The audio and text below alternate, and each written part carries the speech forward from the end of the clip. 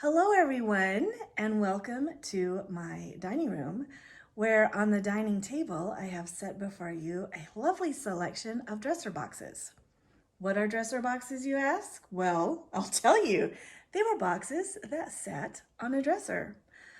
The ones here are from the Victorian era to probably the 1920s or 1930s. And I've got a nice selection of quite a few different varieties of dresser boxes or dresser cases. Now I have a reproduction of an 1886 Bloomingdale's Illustrated Catalog, and there is a section for the dresser boxes. They're also called cases. So there were, let's see, we've got manicure cases, a cuff and collar case, a work box case, an odor case. Now that would have been for perfumes and such. Then we have a gentleman's dressing case. Did I already say a collar and cuff case? I probably did.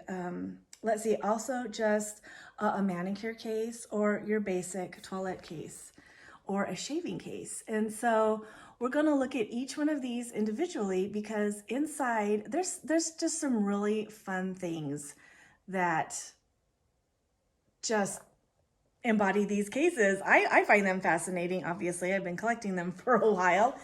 So I hope you enjoy today's video on dresser cases or dresser boxes.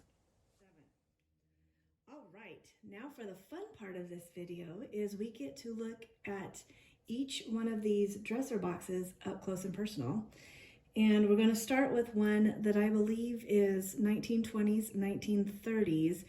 Its construction and the materials used is not as old as the other boxes here, which causes me to believe that that is the era that it is from. So we'll look at the outside first. So up top there's a beautiful medallion.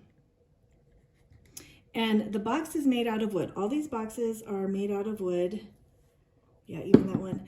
And then covered with various things. And this one, paint and what are the houses that they do? Not spackle. Anyway, it's a different sort of texture that they have going on the box. And on either side are these lovely handles. And then the back. And then the bottom, just wood.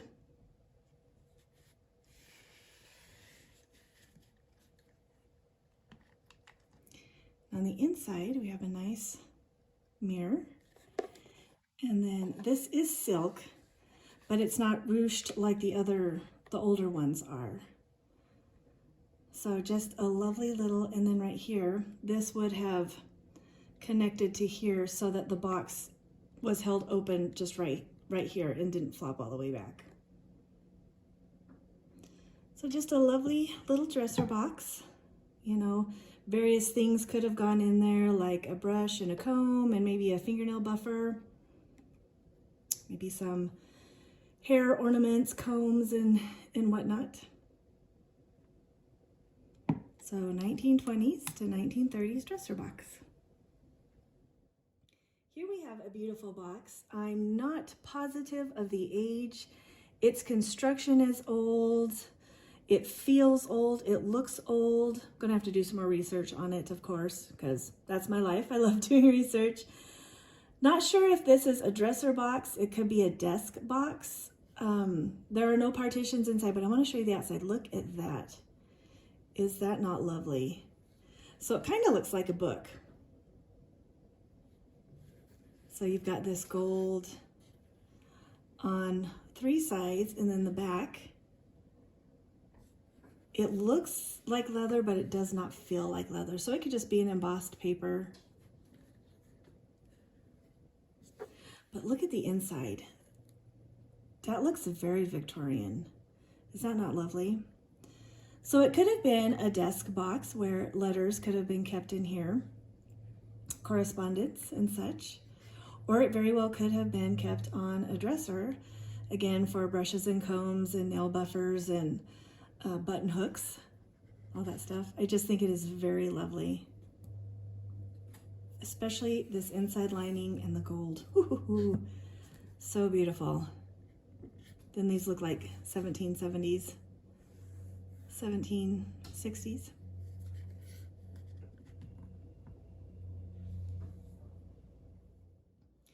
Oh my goodness, look at this. Look at that young lady on there. Oh, she's got mitts and a sweet little basket. She looks very Regency, from the Regency era. Now this is another box that could be a dresser box or it could be a desk box, but I wanted to show you because it's just so beautiful. So this is silk right here, and then this was what they called plush on these boxes. This would have been plush, called plush. And these are paper. These are paper scraps. And up here is another paper scrap. There would have been a full one right here. But look at that. It's beautiful. It is absolutely stunning. This is a Victorian box. Could have been a dresser box or a desk box. The bottom. So wood covered with paper and fabric. Now the inside is not beautiful. It's really kind of sad. But what do you expect for being quite old? This is glued down figured silk or watered silk. So she could have been, again, used for correspondence or letters and stuff. That where this is red right here, this would have covered this area so that the box didn't, you know, flip wide open. It would have stopped maybe right about here. But over time, because it is silk, it did shatter and crumble. But look at the construction. These are just beautiful to me. And again, the beautiful young lady with her knitted or crocheted mitts and her sweet little flower basket.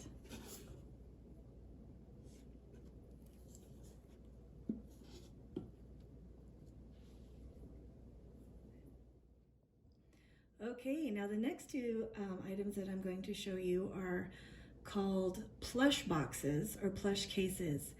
And the plush is basically a velvet-like fabric that was put over the wooden boxes. Ooh, isn't that pretty? I don't think I've ever looked at the bottom of this box. That's weird. Anyway, so you have a box that was made out of wood, and then it was covered by this velvet. And this one has been quite worn, but it's got an embossed or raised flower. What does that look like? This looks like a tulip, but maybe a magnolia? I don't know. Anyway, it's beautiful. And there's the clasp.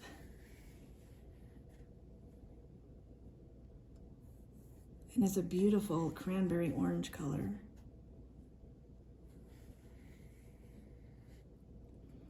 And this one, I believe to be a collar and cuffs box because it has a partition. So you could have put the collars here and then the cuffs here.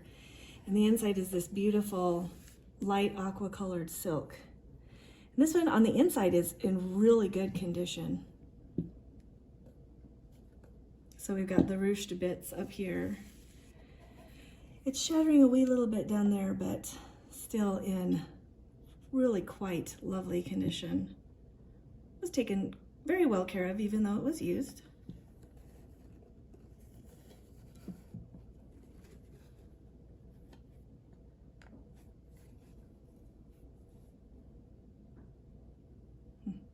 So pretty.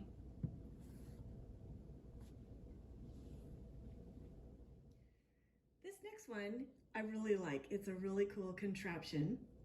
And I found one that's similar to it in that Bloomingdale's catalog, and I'll read the description to you. It says, silk plush odor case with extension handle containing 2 bottles and beveled plate mirror, satin lining. I'll take a photo of that and then put it up here, probably right up here, so you can see how similar it is and the description as well. And I'm gonna open this up. It's so fun. It doesn't have the the contraption that swings over and hooks here. But watch up here as I open this. It extends. Isn't that neat? Oh my giddy aunt. And then this is not an original bottle. This is a bottle that I stuck in there, but this would have come with 2 perfume bottles or odor bottles. And look at the very lovely mirrors. And then it has these cords that they glued in there just to make it pretty and so that it would hide where the mirrors connected. And I'm gonna take the bottle out so I can really show you the inside without hurting the bottle. So you can see in here on both sides are forms that were made to fit the bottles. So they fit in there rather snugly. Snugly? And again, this was plush. Feels silk. And the silk lining.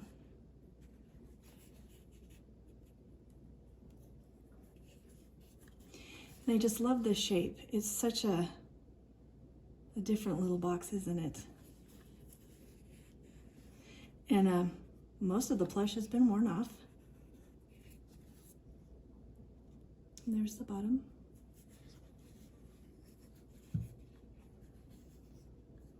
So there you go, an Odor case. It would be fun someday to find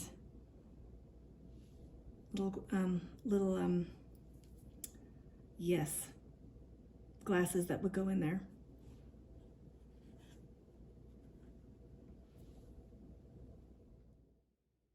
Now the rest of these boxes are covered with what is called French ivory or celluloid.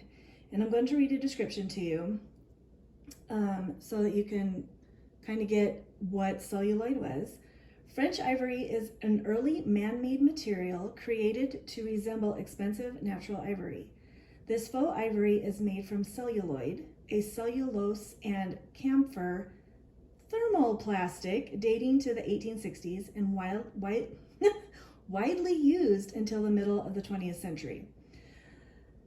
It can be differentiated from natural ivory by its parallel lines rather than the cross-hatched lines found in genuine ivory and by its lighter weight. French ivory can be molded easily, making it an ideal substance for a wide variety of items, including decorative dresser sets, handles for flatware, hair accessories, and gaming pieces.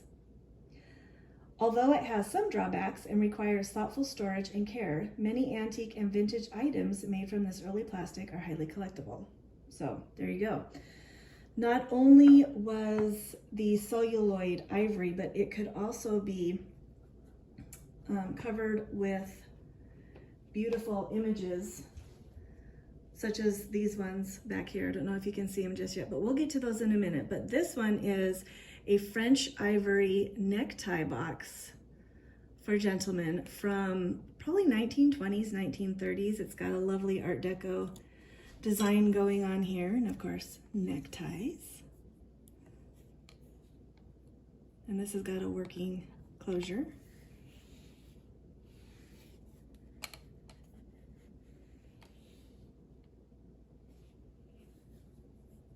Isn't that pretty? What I like about antique things such as this is even the bottoms of the boxes have beautiful trim on them. This could even be late 19-teens. And then on the inside, not my favorite color, but not bad. And here you can see on the previous boxes, a couple of them had this right here. And this fabric right here basically kept the lid from just flopping open. And then to cover it and make it pretty, they used silk. Now, I don't know when this tie is from. It came with the box. But there's the inside. Yeah, perfect spot for keeping your ties in. It's kind of a lovely tie. Could be 1930s, 1920s. So there you have a gentleman's necktie box for his dresser.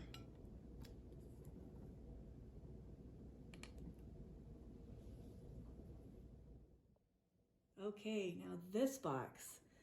This is one of my favorites in the dresser box collection. It is a box for a fan. Isn't it beautiful? It just, I don't know, there's just something about it that delights my heart. Pretty sure that the fan is hand painted on the top of the celluloid. And then it is pretty sad. It is a wounded bird. Right here, I believe that this right here, these bits right here, were a very thin celluloid, and celluloid does tend to crack. And it had been glued on to the wood. This again is a wood constructed box, and then the celluloid was glued over top of it. But even the hardware is beautiful. And this along here, this is metal, it's not paper. And it's got sweet little feet. And even the hinges are beautiful. So you can see more of the back here where the celluloid is still doing pretty good and hasn't cracked and gotten brittle and fallen off. Isn't that pretty, all of that embossed?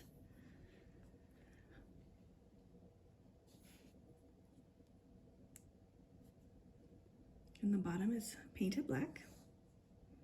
And I don't know if you can see it or not, but a lot of these boxes had pencil markings on the bottom, which would have had the price tag on it. And then in here, I placed one of my feather fans so that you can see just nestled in there. Isn't that sweet? And then the lining of this is a very lovely champagne silk.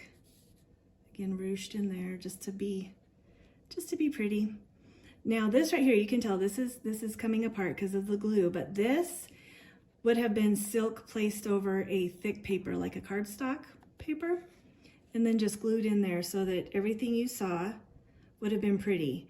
And when this was brand new, you can probably see the celluloid cracking right here, but this all would have been covered so that you did not see one bit of wood that was a raw or untreated wood. Isn't that pretty? And then again, this back here kept the box lid from just flopping over.